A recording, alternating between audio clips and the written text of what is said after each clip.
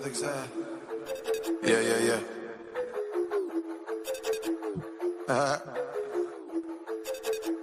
Yo, where them Catholics at? Man, what's the matter with these bishops? They're 30 days. Took a wrong turn on the mission. They're fearing faith. All these sinners, but they don't listen. No hearing aids. Spirit, they gon' be replaced. Like we back in the early days. Is this your profession or is this a profession? Lacking in self-awareness, you caught up in your possession. Now, in case you guys haven't noticed, this episode started off way different than it usually does.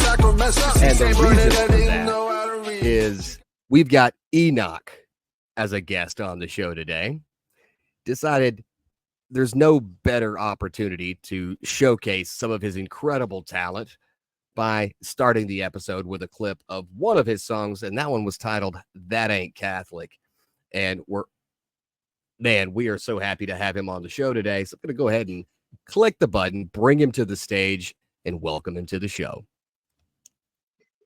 There he is. What's going on, brother? Hey guys, thanks for having me. Appreciate it. Yeah, I wanted to leave people wondering what was going on, because usually we have this graphic that shows up, and then as the song drops, we click off the screen, we do the intro. But I wanted to be confused and let them listen to what was going on. Man, that's talent you have there. Oh, glory to God, man! Thank you so much.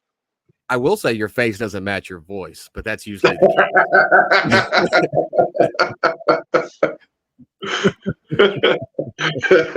I've gotten that before. Yeah, I appreciate it. Yeah, I was like, oh, okay. So, man, from what I gather, you were born and raised, baptized in the Syriac tradition. Yes, sir. And so you're not a convert. So we made a mistake by inviting you onto the show. I'm sorry. I'm just kidding. Well, have fun. Thanks, guys. Yeah. Sorry. We'll have to figure this out over break. But no, I think I first heard of you. I think it was through Anthony. I don't even know his last name. Okay, yeah.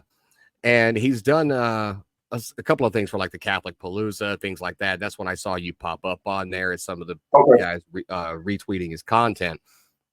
And I was like, all right, let me check out who this guy is. Oh, okay. Now my wife's like, what are you listening to? Shut up. Shut up and enjoy it. Because she's used to hearing me like blasting Frank Sinatra from this old record player back here, and like I'm a sucker for 60s music, and then she's like, oh great, he's evolving into a midlife crisis. That's my type of music too, to be honest with you. That's what I listen to mostly, is that type of music. Yeah, I get it. Nice. Ed, he's over there. He was actually an organ grinder back in the day, and so he's not used to music with lyrics. It's very new to him. That's very nice. Very nice. Yeah. Very nice. It's not the show if I don't quip about your age every now and then, at least 3 times per show.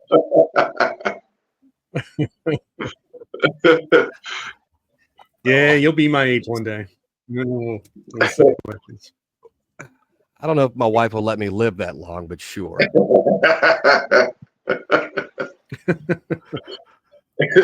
But Enoch. Yes, sir. Tell me, man. Did you grow up in a musically inclined family, or is this something that you were like me, watching like MTV rap battles as a kid and figured I could try that? Yeah, I think it's more the latter than the former, to be honest with you. No, nobody in my family is musically inclined. My brother and I, we just, it was the 90s, and growing up in the 90s, you got your, East Coast, West Coast beef. We got inundated into that culture. And I was living in California at the time, but I was more of an East Coast guy. I like their style better. Biggie, Nas, Wu-Tang, those guys I was listening to.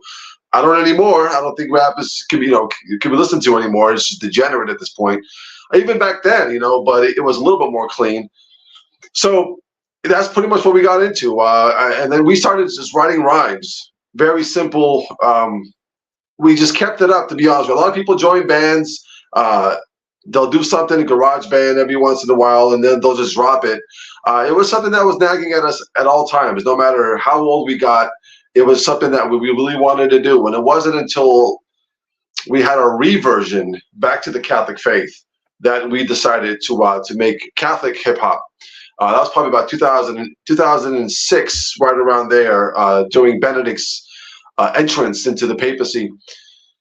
So yeah, it was something that there was no music lineage from my family or any ancestors, to be honest with you. Something that we just picked up because we liked it, and we just got better as things got, as we started writing more and hearing rhythms and cadence.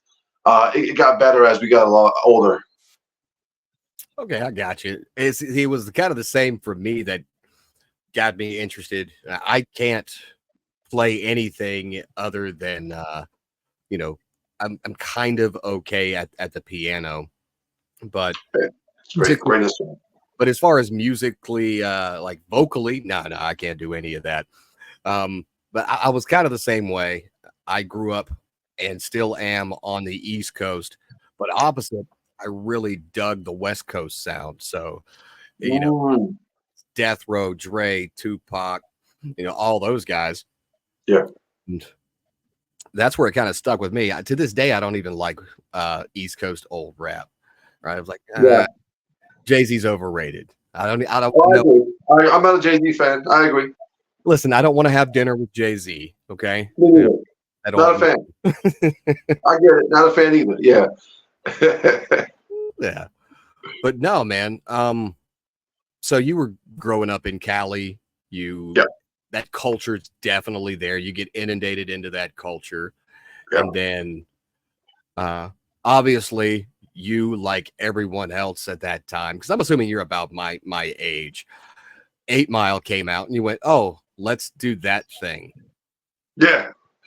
I saw it in theaters, actually. Yeah, I saw it in theaters. I was a huge proponent of rap battles. I remember when Eminem first came in the scene, Slaughter, I think it was a rap battle. The first one I saw him was with MC Juice. And Eminem lost that battle, actually. It was a finals with MC Juice. And I was a big Juice fan at the time, back in the late 90s.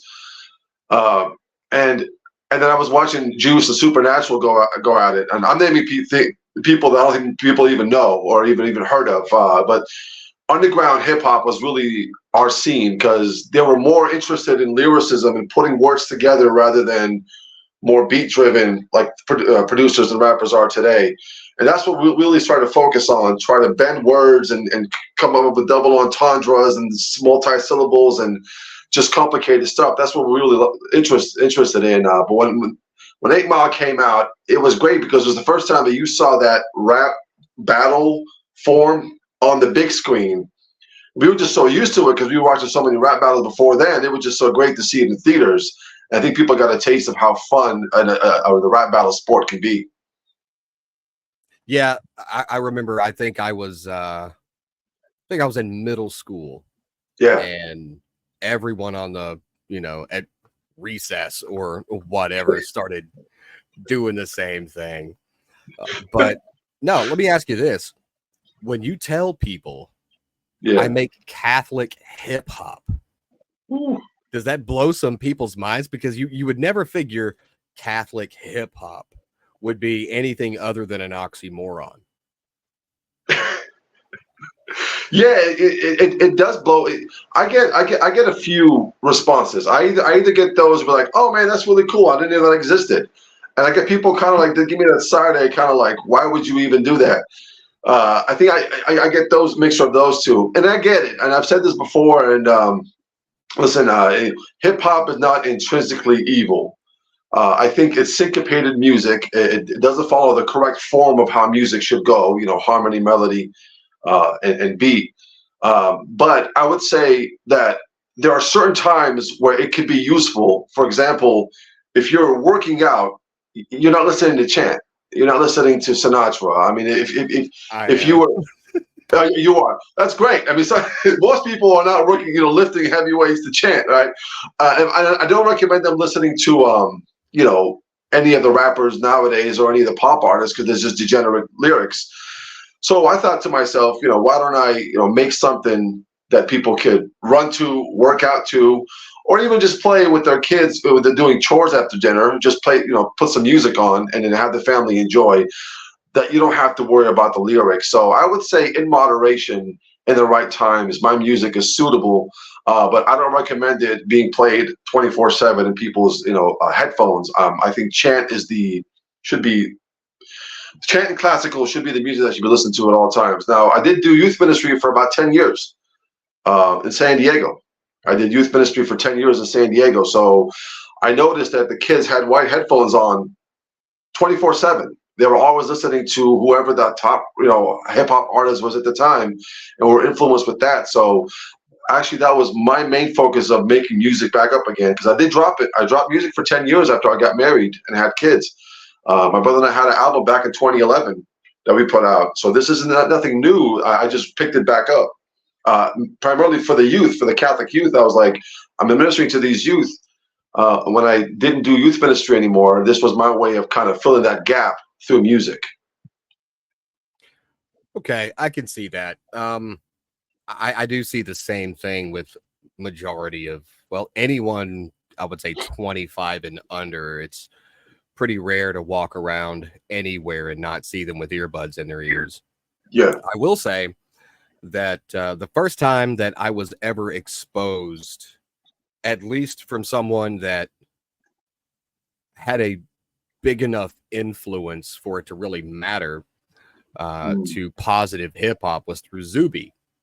Now, obviously, you know who Zuby is. Yeah, Zuby's a pal of mine, and I just knew him as Zuby until we talked online, things like that, but I didn't really notice that he was a hip hop artist and very musically talented. Especially when it came to like what you were talking about with the wordplay and with, I remember his "Okay Dude" that came out. It was, it was like a clap back to the cancel culture that he was being threatened with. Yeah. And I realized, you can capitalize on those things. And then I've got his albums and all this other stuff. And I'm like, okay, I can dig it. You still got the same kind of hip hop vibes. It's kind of aggressive. It's something you can bob your head to, but at the same time, I can play it with my kids in the car. Because exactly. I mean, when I was like 16 years old, riding around town in an F-150, I've got like No Vaseline from Ice Cube blaring with subwoofers in the back, right? And I'm like, this is, look, Cube is extremely talented, but I can't play him in the car with the kids. No, I can't do that. And I do agree with you that it's the lyrical nature of a lot of these songs that you have to pay attention to, because I've noticed that I'm a writer. So if I'm writing, it's the tone of the music that dictates the tone of the words going on the paper, right? So if I'm listening to like I love listening to movie scores while I'm writing. So I'll listen to something like Lord of the Rings battle music while I'm writing an action sequence for a novel. Or if I'm writing something introspective, I'll switch it over to the soundtrack from like The Theory of Everything or Interstellar, things like that. And the tone changes. So it's not that far of a stretch to even imagine that the things that we're hearing and listening to and vibing with all day do play a huge part in what comes out of us into the world. So when you've got someone listening to, degenerate modern hip hop all day, what do you think they're putting out if that's what they're taking in, right? If you put bad food in your body, you get bad results. You bring in bad media, negative media into your body, you're giving away the only thing that you've got inside of you at that point. That's an excellent point. I see what you were doing with the youth, and I completely agree. That's an excellent point. Plato did say that music has the ability to shape an entire culture. That's how powerful it is, because music comes from within man, and it's supposed to reach its proper hierarchy. But a lot of music is syncopated. Syncopated means it flips the hierarchy of music, and honestly, most music is going to be syncopated in one degree to another, unless it's chant or classical. But people will rag on hip hop, and I get it. Trust me, from the culture that it comes from. But you can make an argument that country music is also syncopated, and sometimes it could be degenerate as well, just a different culture. But the hip hop culture is not something that I'd recommend to anybody, other than the fact that I think when it comes to if you have a large canvas, if we took music and it was a canvas, hip hop would be the biggest canvas because you could actually put in more words for an entire verse than any other music. So you could say you can put a whole message with hip hop than you could other music. So that's why I like it more. Now I do have more melodic type of music. I'm not a great singer, but I figure there's stuff out there today that could make me sound half decent. And there is with the auto tune and pitch correction and all that stuff that my mixer guy does. He's a whiz on that stuff, and so I like putting out more of the melodic type of stuff. So I have a lot of melodic music. Every album I put out there might be about 3 or 4 melodic songs versus other than hip hop songs. So just to give people a taste of that, there's more versatile than just heavy hardcore hip hop. But yeah, Zuby is extremely talented. He's like top level, that guy. Yeah, and it's hard for guys, and I say this specifically to men. And you were talking about working out earlier. We channel most of our aggression in the gym. I definitely did it when I was boxing. With aggressive style music, right? But the problem is when you've got that hyper aggressive style music with a negative message or a negative connotation to everything, that bleeds out, like I said, into all the other aspects of your life. Whereas, I'm listening to That Ain't Catholic, and it's a very aggressive song. It's and the wordplay is on par with guys like Tech Nine, but it's a positive message, And so I don't feel angry when I walk away from listening to something like this. Sure, Jeff, I'm actually very impressed, man. I'm glad you caught that. Tech Nine. I had Tech Nine in mind when I wrote that. I told you, man. I'm one of the people. I'm of the culture. I love it. The only other person in that circle that I could actually speak about old school hip hop, underground hip hop, is Anthony. To be honest with you, his knowledge of hip hop is there as well. Him being from New York, but no, I'm happy to know that you can listen to that song and say, oh, it sounds like this person, because that's who I had in mind when I wrote that. Man, I appreciate that. That's awesome. Well, you did the trick, and I promise you, I'm not that special. It's just like, hey, it sounds like Tech Nine. But no, now Ed told me that he had reached out to you, and he was like, hey, we're going to get Enoch on. He agreed to come on. So I'm sure he's got some things he'd like to ask as well, but I think there might be a 3 or 4 second delay between me finishing speaking to him actually hearing it. Is that right? Okay.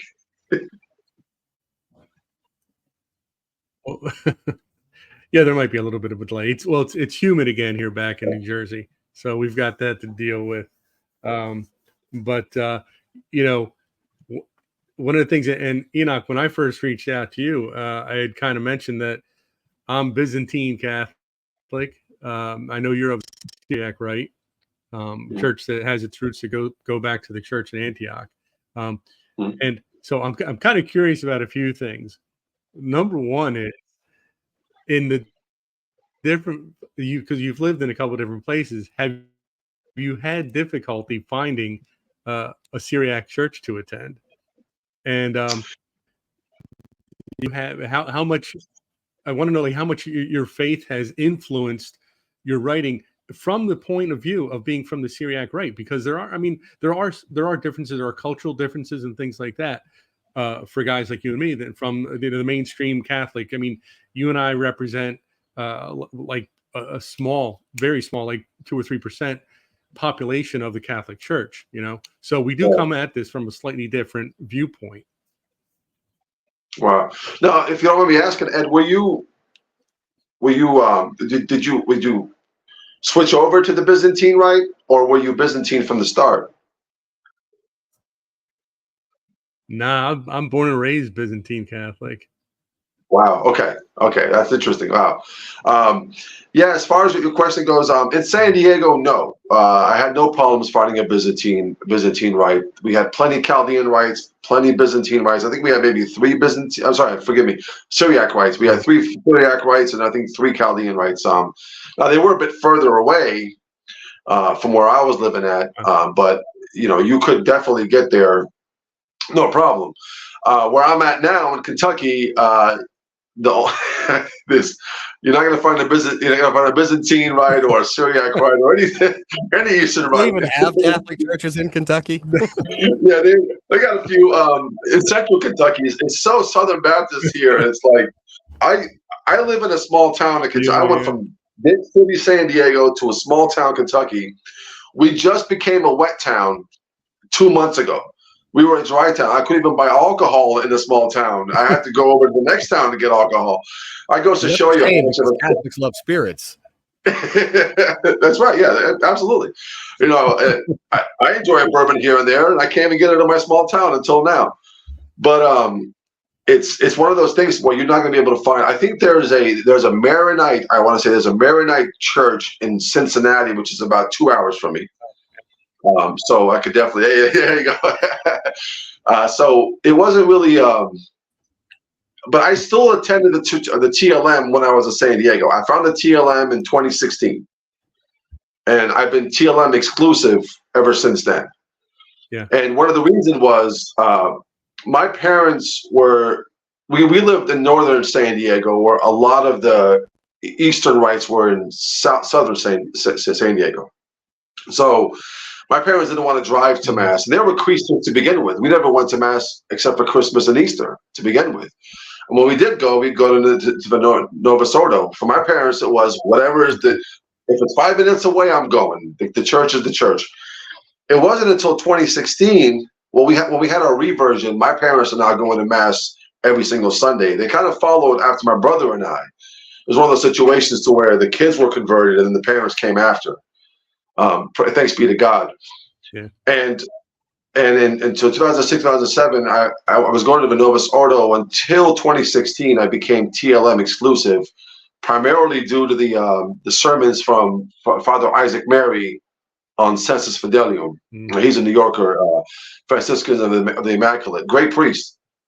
And I was going to St. Anne's from 2016 until 2020. When I came to Kentucky, that's the first thing I said. Where's the closest fraternity parish? Within an hour distance. That's where I was looking. So I go to the FSSP. So I didn't really have a lot of. Now I'm still Syriac insofar as I will baptize my kids in the Syriac rite, because I like the fact that they have confirmation at the same time as baptism. I'm not a fan, because I did confirmation for high school for the Novus Ordo for 10 years. I was teaching confirmation. Yeah. I was director of youth ministry, and I wasn't a fan of that. I was like, by the time they're in high school and they've been in public school the most of their lives, you've kind of lost them here.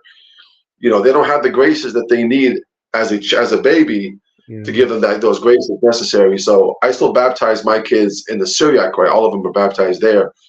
But as far as my wife is Irish, she's a Roman Catholic. So we compromised and we decided to go to the TLM exclusively. So my knowledge and my experience with the Syriac rite is pretty limited, to be honest with you. Yeah, that makes sense. I mean, if they're just I appreciate the answer there. Yeah. No, thank you. Yeah, I mean, and Jeff even knows. I mean, I'll attend my Byzantine church I attend my Byzantine church about once a month or so, and then all my other time is spent at, as Jeff knows, at a variety of Roman Rite churches. And that's where I do my Bible studies. It's where I teach CCD and things like that. Oh wow! Thank you. Thanks for doing that. We need good men doing that. Yeah, Ed is probably one of the most involved people I know, because I'm very involved at my parish. Ed is very involved at like 6 parishes.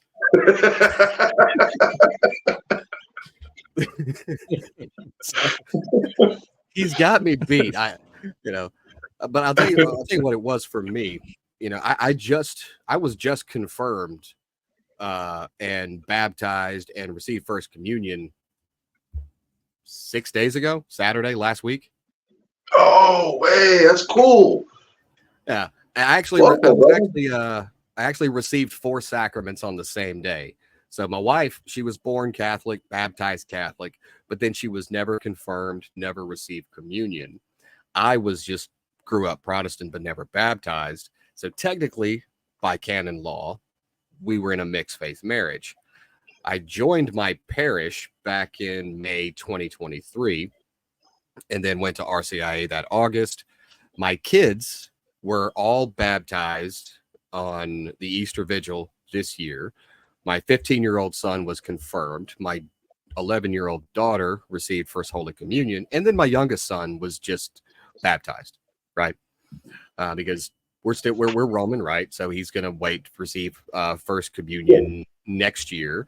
My daughter should be confirmed within a year or two. And then my youngest has got some time to get, caught up and all the way to confirmation.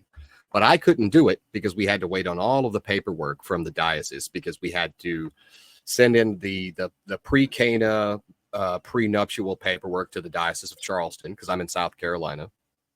Once that got done, we had to find a day and time for it to work, because in my parish, we've got like 2,800 families, not people, families. And we've got 2 priests. So finding time for an appointment, be like, all right, give me 20 minutes. So we had our marriage convalidated at 3 p.m. last Saturday. And then at 5 p.m. Mass. Thank you. And then at the 5 p.m. Mass, I was baptized, confirmed, received communion. My wife received communion and was confirmed. So I only know of 2 other people that are at our parish that received 4 sacraments in one day. And that was this Turkish couple that fled Turkey because they were having familial persecution because they were converts to Catholicism from Islam. Wow. And so they came here, got married at my parish, because my priest, he's a polyglot. He's a redneck from Greenville, South Carolina, but he speaks fluent Spanish, Italian, Turkish, Arabic. It's insane. Whoa. So he married them in the Turkish tradition, into the Catholic Church, and then they all received the sacraments, after that. Glory to God! Wow. My parish is the home of the TLM in our deanery, because I think it was back in the 70s, 80s.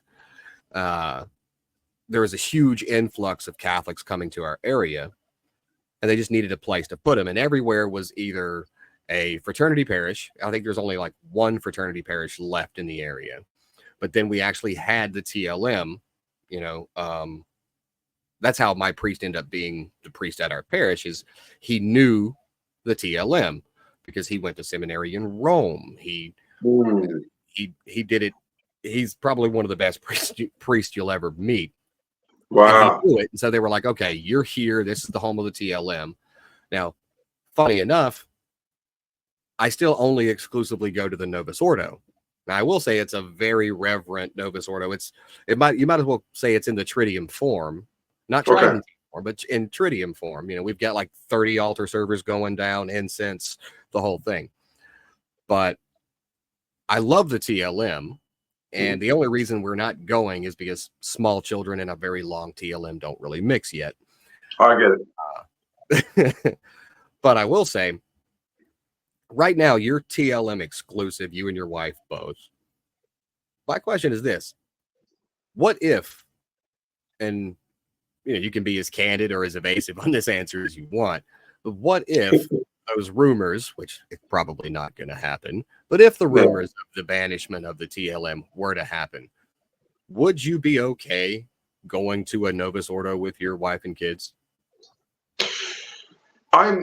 It's a good question. And I agree with you. I don't think they will happen. I think the Ecclesia Dei communities will stay intact. They might, crack down on some more the diocesan. Yeah. So here's the thing. I love the Reverend Novus Ordo. I think Novus Ordo done according to Sacrosanctum Concilium. If you ask me, the 1962 missal looks closer to the document of Vatican II than your everyday Novus Ordo does. You know, the Ad Orientem, the chant, the Latin being preserved. When I look at the 1962 missal, it's more similar to the document than your everyday Novus Ordo. My only problem with it is my closest. The sign of peace. What is it? The sign of peace. Yeah, no judgment. No, the sign of peace is great. It goes back to the patristics, which is fine with me. My only problem is my closest TLM is 50 minutes away. My closest Reverend Novus Ordo is 3 hours away. So I pass by an endless amount of Novus Ordos to get my TLM. None of them are, you know, they're your everyday Novus Ordo, your old man on a guitar, you know, whoever's running the parish, Susan from the parish council is running the whole parish. That's gonna be my experience.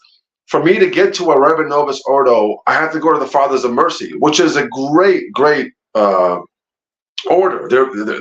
Their order of preachers. Their Novus Ordo is incredible. There's Ad Orientem. All the priests are there in the sanctuary at the same time. Yeah, one mass for the whole community. I mean, you can't get better than that. So my only issue here is what is more beneficial to the soul, to the formation, because the liturgy plays a lot in the formation of the family. What's more beneficial, the formation of my children, the conscience of my children? And unfortunately for me, the next step is I got my FSSP is 50 minutes away. The SSPX is an hour and 10 minutes away.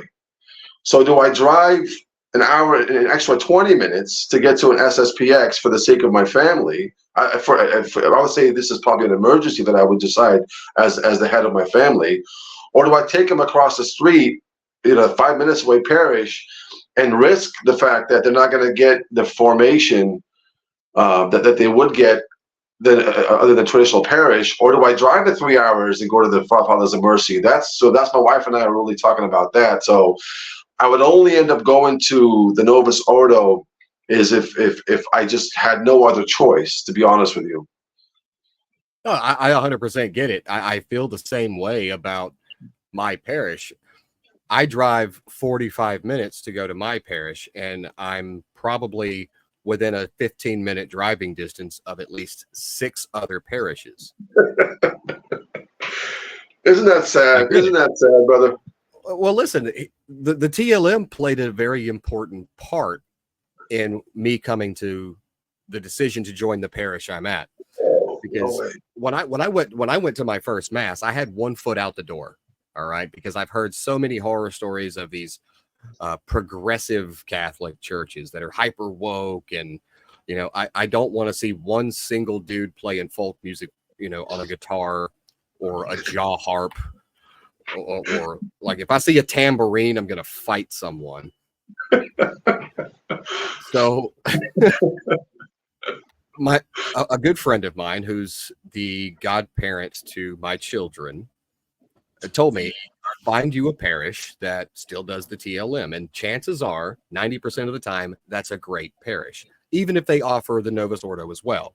Because we do 3 masses every Sunday. We've got a low mass at 8, a high mass at 10, which is the one I attend, and then we have the TLM at 12. Okay. Now, I'm still learning Latin. I pray exclusively in Latin, but I'm still learning Latin as far as be able to understand everything going on at the TLM. But I went to the high mass because obviously I would not have known what was going on at the TLM. And 1 foot out the door, just waiting on my current priest to say something that I was like, oh no, this ain't it. I'll go find another one. Because there's only like 483 at the time when I looked parishes in the US that are diocesan parishes that offer the TLM. Mine that I go to now was the only one within driving distance because it's 45 minutes away. I know my parish will be fine if they decide to get rid of the TLM and they only leave it for fraternity parishes. Like they put restrictions on the diocesan parishes. But it is a huge concern for a lot of families out there like yours who would have to either, well, it looks like I'm driving 3 hours, because you will make that sacrifice if you need to. Right. You're like, I'll drive 3 hours to go to mass. We'll just get up early, kids, take a nap in the car. We'll get you dressed in the parking lot. That kind of thing. So, you know how it works, yeah. Yeah. So I understand that. And I was generally just curious because there's so many people, and I find this a big concern, that are actually threatening to leave the Catholic Church altogether. Can't do that. Restrictions are placed on the TLM. And it's like, you can't run away from the church just because it's in a battle, because this is one of 647,000 issues the church has faced over the last 2,000 years. Oh yeah. No, I can't do that. I 100% agree with you. You can't do that. Man. Now, let me ask you this: did you find families amongst your parish that you didn't know before that are now in your circle? Oh, 100%. Yeah, like my wife, we've pretty much kind of kept to ourselves because my wife's from the Southwest. She's from New Mexico. I'm from here, but I'm still like an hour or 45 minutes to an hour away from my hometown. And I just don't go there because there's nothing to do in my hometown except meth. So it's just not one of my hobbies. But we actually found a wonderful faith family in our parish. And now, my phone and my wife's phone are just filled with contacts of all these other families that we interact with every single day. Because my wife and I host coffee in our parish library prior to the 10 a.m. mass for all of the parents that are dropping their kids off at catechism at 9. And so we're like, hey, come drink coffee, because we just didn't like seeing people sitting in their cars for an hour waiting on their kid to get out of catechism and then going to mass. So we're like, right. We'll just open up the library with free coffee, come in, sit down, hang out, get a book, talk to other people. I love it. And that's how we built a lot of the relationships we have. I love it. But yeah. I am very curious as far as you go. When you make tour dates, if you're going to, like, if you're traveling, you're going to perform somewhere, you get booked to perform somewhere. Mm-hmm. Is the first thing you look for if you're going to be there over a Sunday is how close is it to a TLM mass? Yeah, that's my thing. Now, luckily, well, the reason I asked that question about the family, if you don't mind, is because I came from California. I didn't know where Kentucky, and I could point Kentucky in a map, but where the city that I live in, I couldn't point to you at a map. I didn't even know it existed. We bought the house sight unseen. We packed, we sold everything we had, put everything in the back of a car, and just drove here. And we have 10 acres, 2 homes, and 1 property. My in-laws live in the other house. They moved from California with us. This is 2020, mid-COVID. We just wanted to get out of there. I love that. We had no friends coming here. We had nobody. We didn't know anyone. All we had was the hope that we're going to find like-minded folks at the TLM at the fraternity. Well, what I didn't know is 6 months later or 3 months later, here's another family that came from New York, from Wisconsin, from Ohio. All these families started coming together because we don't have family here. All of a sudden, holidays, that's our new family from the parish. So it's not so much what hurt is not so much that I don't have the TLM anymore, is that they would be breaking up families and friends and communities that the last 4 years that we've gotten so close to, and we're all we have because we've left our families on the states that we came from. So that's why I asked, have you found anybody in your parish that became pretty much your closest inner circle? Because here, I don't have any other friends and families outside of the parish. Now, mind you, I got more friends now than I did in San Diego because of the parish. I think sometimes people need to think about the fact that you're not just breaking the liturgy up, you're breaking a lot of communities up that have benefited from one another, that have sharpened one another. And this idea of, I think people will say, well, it's Jesus is Jesus, Novus Ordo or the TLM. Well, if that's the case, show up 10 minutes before Mass ends, receive Christ, and then go home. if you don't think all the other stuff matters. So that's my thing. But yeah, do the Judas. Yeah, just receive communion and leave. If you think that all mass is, I mean, obviously the highest point of the mass is receiving our Lord, is the consecration. But what happens before that is important. So if you say that the similarities, it's just Jesus, just so as long as you have Jesus, well then just go to the Novus Ordo, wait in the parking lot, receive Christ 10 minutes before mass ends, and then just go home if that's how you really feel. And no one does that because they know for a fact that the TLM objectively, I think, can form the conscience, can form the family, can form the parishioners better than your everyday Novus Ordo. Now, I don't know about the Reverend Novus Ordos yet. That's still to be stated because there's not enough of them. I'd say there's less Reverend Novus Ordos than there are TLMs in this good country. So yeah, I definitely see that. Yeah, like I said, I know I'm very fortunate at my parish because our parish priest, you'll hear half of the Novus Ordo in Latin, and he'll perform the consecration of gifts in Latin, and half the year we're singing hymns in English, and then once we get about halfway through ordinary time and you start getting more solemn masses on the liturgical calendar, everything shifts to Latin. And I'm like, I got so used to singing the hymns in English when we first joined the parish, when they brought out like, okay, why are these semi-lavender and why is everything in Latin? All right, this will take some getting used to. And then when that went away after Christmas and Advent, I'm like, wait, bring it back. Bring it back. I like it. I don't want to sing the Gloria or the Agnus Dei in English anymore. Come on, bring it back. Yeah. No, I get it.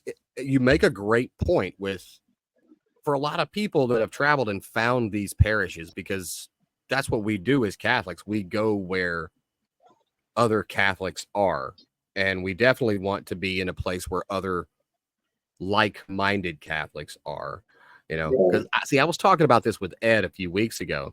He does so much for so many different parishes. It's weird to me because you need a home parish.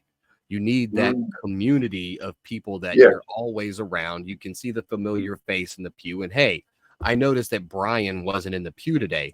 Well, let me text him and make sure everything's okay, versus constantly seeing a variation of strange faces in all of the pews, and you're just there as an individual receiving mass.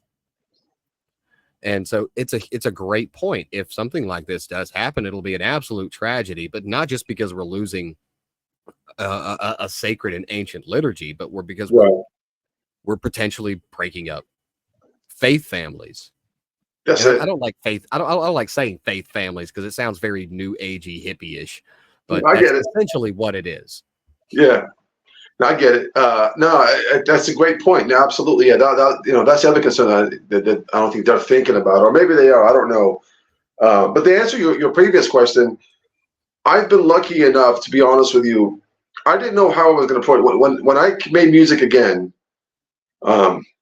it was 10 years before I'd made anything. Now, I never lost contact with any of the producers that I was using before. They just got better, I would say that the music I do today was better than 10 years ago because the producers got better. I found this incredible whiz on the mixing and mastering and making sure all this.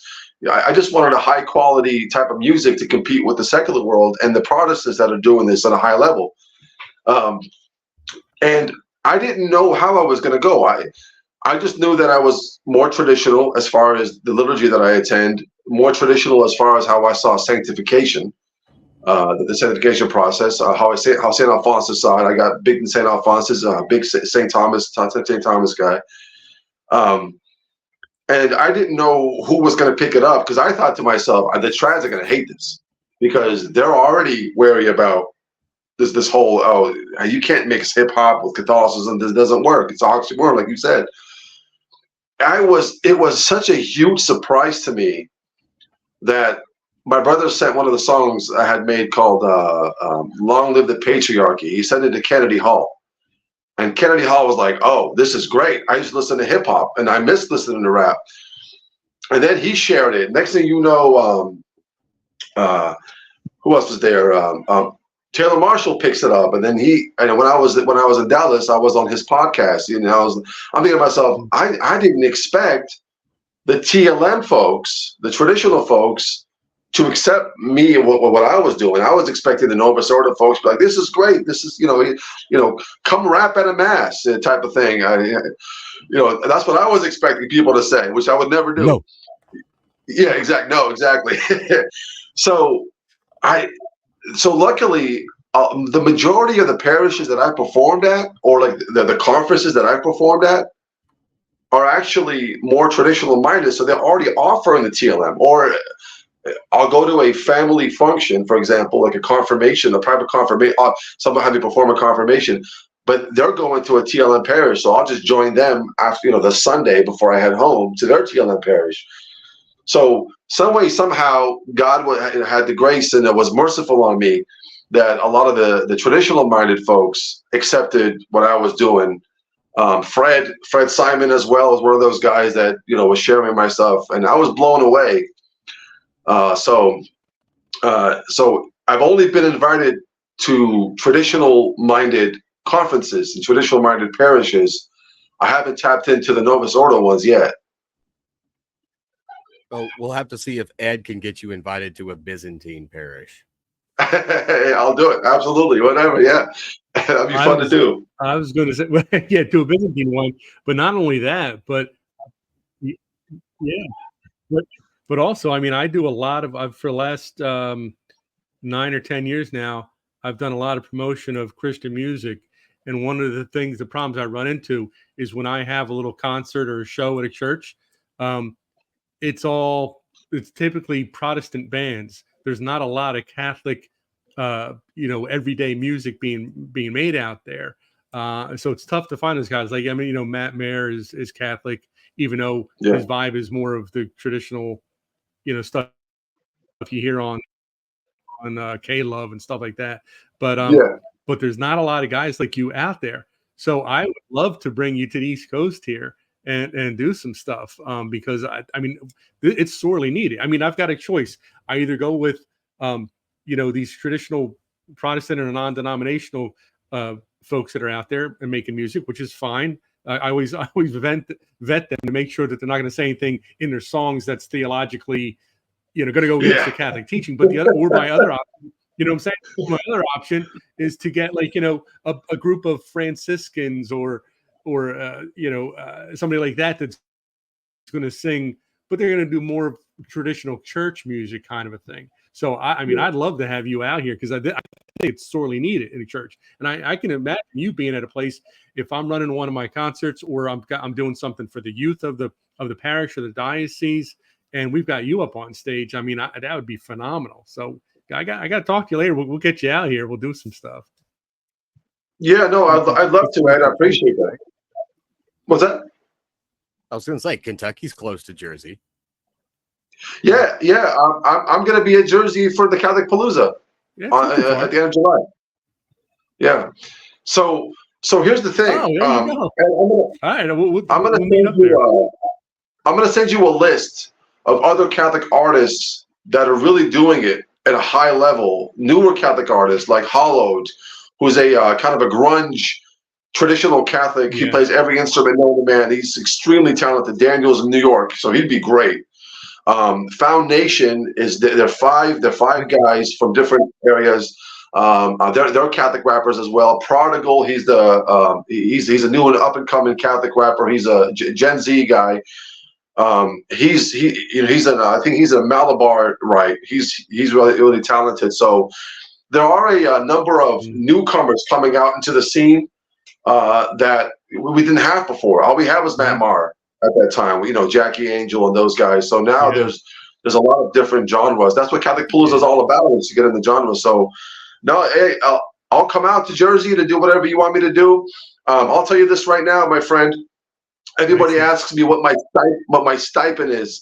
I don't have one. I do this the way St. Joseph did. If you want to take care of my expensive as far as flight, whatever goes, please do. Whatever you offer me on top of that, it could be nothing or it could be something. I'll be there. That's this, you know, I really want to do this. And I said from the very beginning, music is a Trojan horse because I want to get back in front of the young adults and the youth to talk about the sanctification process. They're not hearing, as your typical, conferences, they're not hearing the St. Alphonsus message and how to grow in holiness. They're not hearing, suffering is actually beneficial. They're not hearing to carry your cross on a daily basis. What they're hearing is fluff Catholicism. God loves you, which is true. It's not the ancient way of understanding the sanctification process. And the music is a Trojan horse for me to get in front of the young adults and youth so I can give them that message, to be honest with you. Yeah, I really dig that, man. Look, that's great, man. I'm gonna be honest. When I first saw that, okay, there's a Catholic rapper. My first thought was, this is either going to be very good, or this is going to want to make, or this is going to make me want to hold my own head underwater until the bubbles stop. I don't blame you, man. Jeff, I don't blame you, brother, at all. Look, I grew up as a Southern Baptist. Okay, so we were dragged in the youth groups to like the Greenville Peace Center, which was the Bilo Center back in the day. And we're listening to like people like Amy Grant or Casting Crowns or the Newsboys, all those. Which, look, I'm not saying anything bad about these people, but as an adult, when you hear and you remember how the messages in those songs was very Jesus is my boyfriend kind of vibes, and it's almost emasculating, right?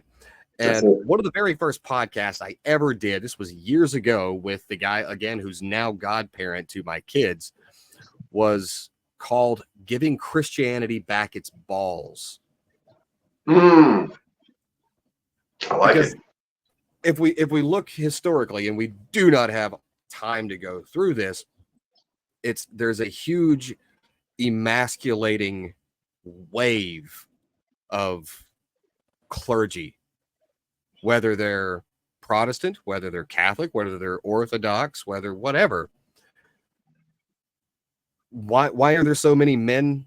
The numbers of men attending church, whether it's a Protestant service or Catholic, declining, because you have this very effeminate man who reads 3 verses and he cries during his Protestant hellfire brimstone thing because he read, "But God loves you," and then he's crying. Right. Yeah. Men don't relate to that, and the essence of the masculinity that is intrinsically infused into Catholicism is being lost. And so when I finally heard your music, because I'm saying I was cautious, I was skeptic. I'm like, I might have to block this guy on principle. I was so pleasantly surprised. Like I said, it's got that very aggressive Tech 9 vibe that I would be fighting to when I was boxing. And I'm like, okay, time to go grab my sword and Deus Vault the crap out of this day, because it's there, and it's so refreshing to see that in Catholic music. Because don't get me wrong, there's a very masculine feel to the Agnus Dei, to the Gloria, to the Creed, when it's saying in Latin. Yeah. Okay, when it's saying in Latin. And so there's so much of this contemporary soft love song to Jesus crap that's in a lot of the more Protestant the more Protestant mainstream Christian praise music. That's a huge turnoff. And so I'm glad to hear that you're naming off name after name after name of all these artists that are coming out that really get it. And they're reigniting that masculine into Christian music because it needs to be there. No, I agree. No, that's a good point. That's a good point. And honestly, going back to what you were saying, the masculinity of Catholicism, I'll be honest with you, I didn't find that until I started attending the TLM. I was in Michigan this past weekend for my niece's birthday, and when I'm there, there's plenty of options, but I go where my parents go because we're all together. They're going to, so we went to a semi-reverent Novus Ordo mass. That church needs a couple of tweaks. The priest needs to turn around, face ad orientem, and they got to get rid of that choir, and they're there, in my personal opinion. But other than that, a lot of it was pretty good. And what I did notice when I was standing there, because I hadn't been in a long time, is "Here I Am, Lord" is one of the songs that they were singing. You guys have heard that, that type of particular hymn, I guess, which is actually the Brady Bunch theme song slowed down, if you think about it, because it came back out of the 70s. That's what it is. It's the Brady Bunch theme song. Here I am, Lord. Is it I, Lord, who was raising up 3 very lovely girls? I mean, that's what it was. And I looked over to my wife and I said, it clicked to me from what you said. Well, it clicked to me and I was like, wow, the typical Novus Ordo appeals to the women because all the women are singing. They're emotional, and the men are just standing there not knowing what to do. And I'm like, it just doesn't appeal to the men like the TLM does. Yep. So it wasn't until I got to the TLM where I understood masculinity, and I started, looking at St. Alphonsus and St. Thomas, understanding what true manhood was. I got my hands on Father Ripperger, and I was listening to him a lot, and that got me to the understanding of true masculine Catholicism and true understanding of tradition. Steve Cunningham, Sensus Fidelium, Ryan Grant, those guys, just wonderful people. It reshaped my understanding, and the lyrics that I'm writing right now when it comes to my music, I couldn't have done that 10 years ago when I was still making music, when I was still going Novus Ordo and Catholic Answers. Kudos to Catholic Answers. They were one of the big reasons why I came back to the Catholic faith, but that was my main source of understanding the faith. I didn't have what I have today, the knowledge that I gained throughout the years listening to these guys, understanding the catechesis, really helped me. That 10 years that I took off was the biggest blessing to music, because I was able to write some of these stuff that I didn't know at the time that I learned through the tradition. So the TLM, the masculinity of Catholicism, really reshaped my understanding of the faith, which poured out into my music. Yeah, I completely agree, and I've never attended an irreverent Novus Ordo, so I'm very lacking in experiencing that. But I've heard the horror stories, and I have attended TLM. I attend a great high mass. I've attended several solemn masses, and if that's missing, you lose the entire point of Catholicism. If you lose that element of you are a soldier for Christ. I talked about the 4 archetypes of Catholicism yesterday. You got your caregiver, your warrior, your contemplative, and your scholar. Everyone tries to gravitate to one, but a good mass will incorporate all 4 because that's holistic spirituality and not one-dimensional spirituality. But we are coming up on the thank you. We are coming up on the last 60 seconds that we've got for the show today. So, man, I want to thank you for coming on. This has been awesome. We'd love to have you back. And I know after the show, you and Ed can hash out the details for getting you over to Jersey, man. And, hey, I'll try to get you down here to South Carolina too, brother. But for everybody watching, Enoch, I'm going to have his Twitter on the YouTube channel. I'm going to have his Twitter at tagged on the live stream, and it's also going to be in the Spotify descriptions to figure out who he is. Follow him, check out his album. His new single, Sacred Heart, is incredible. Thank you. But we've got all the we've reached the end of the line. I know we keep this going for several more hours, But then you guys would get annoyed with me, and obviously Enoch's wife would be missing him. So thanks for watching. Thanks for listening. Thanks for subscribing. And we'll see you on Monday. Y'all guys have a good one. God bless everybody.